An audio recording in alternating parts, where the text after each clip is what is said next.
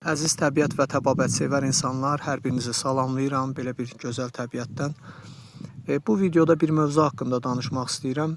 Bitkilərin normal dozlarda istifadəsi.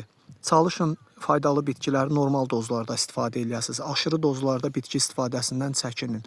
Çünki insan orqanizması elə proqramlaşdırılıb ki, aşırı dozlarda hər hansı bitki tərkibi maddələri insan orqanizmasına daxil olduqda, insan orqanizması özünü müdafiə sisteminə keçir. Yəni, qapılarını bağlayır. Siz fayda yerinə zərər görə bilərsiniz və yaxud da heç fayda görməyə bilərsiniz. Ona görə də bitkiləri normal dozlarda istifadə etməyə çalışın. Təbabətdə də belə bir standart var ki, faydalı bitkilər standart olaraq 4 həftədən sonra 1-2 həftə ara verilməlidir istifadəsində. Bu da ona görədir. İnsan orqanizmasındakı bioproseslər uzun müddət baskı altında qalmağı məsləhət deyil ya da sürətləndirilməyi. Çünki bitkilər insan orqanizmasındakı bioprosesləri ya sürətləndirir, ya yavaşıdır, ləngidir.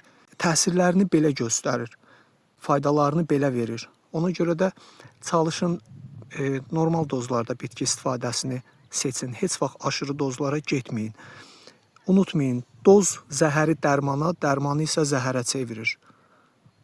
Bunu ilk dəfə Paracelsus da proqramlaşdırıbdır.